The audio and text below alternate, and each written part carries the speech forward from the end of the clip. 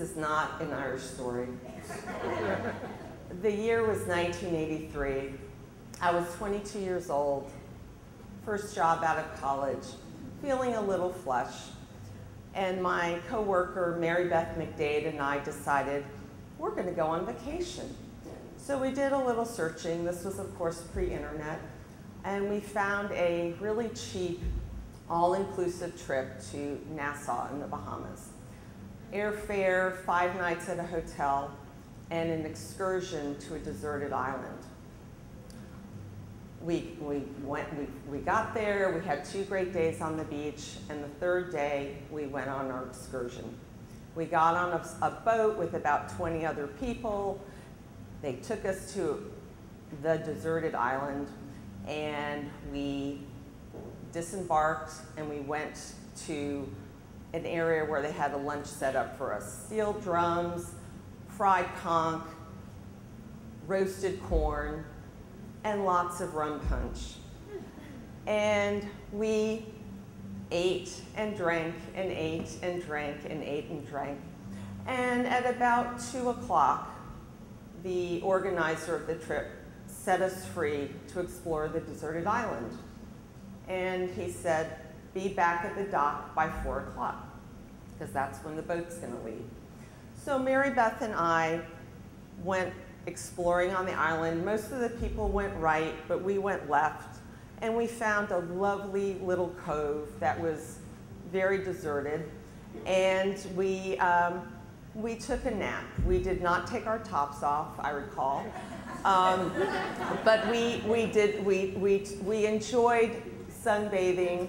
And because we had had a few rum punches, we fell asleep.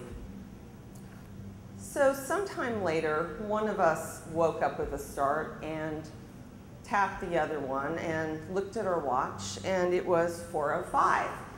And we were, okay, we better get going. So we rustled up our stuff, put it back in the bag, our towels, and we headed back to the dock. And there was no boat at the dock. And there was no one else on the island, from what we could tell. And we were like, shit. So we considered our options. We were on a lovely deserted island. There, we had noticed some fruit trees along the way, and we thought, okay, well, the first thing we thought is we'll just, we'll try to get a boat to stop. We'll jump up and down on the dock and try to wave a boat over.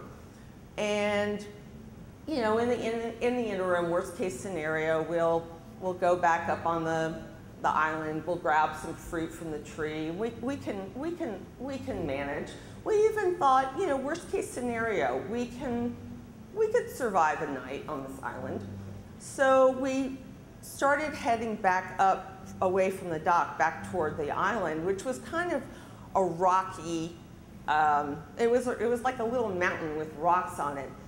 And all of a sudden, as we headed back toward the mountain, these dogs came out. And let me just say, these were not friendly dogs. These were like Walt Disney nightmare cartoon dogs, the ones with the big fangs. And as long as we stayed on the dock, they were going to leave us alone. But as soon as we started heading up, so we were like, all right, well, the fruit trees are not an option. So we took our towels. We had white towels from our hotel out of our bag. And we started, anytime we would see any kind of movement on the water, we would start jumping up and down. One of us would go like this, and the other one was, I would take my towel and I'd be like, going like this. And we alternated this and that and this and that. And, there were a few close calls. At one point we saw a large cruise ship in the distance, and we thought, well, maybe they'll see us and they could send a dinghy in. But we kept going, and then we were kind of resigning ourselves that this was not going to happen. We thought, all right, we can survive one night on this dock and the boat will come back tomorrow. And then we realized we have no idea if this is a daily cruise or not. No one knew we were there. Absolutely, I mean, this was 1983. We didn't have cell phones. We had no way. And it was pretty scary. So we were sitting on the dock, and I mean, we were in pretty bad shape.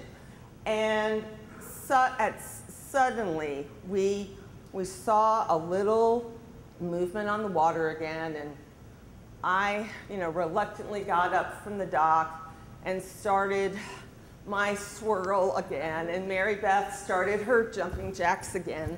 And this little speck from the sea got closer and closer, and we started actually believing that it was going to come. And it got closer and closer, and as it approached, we could see it was like a cigarette boat out of a James Bond movie. And we were screaming. It was a hallelujah moment. And it came up, and it came closer and closer and closer, and it was going to happen.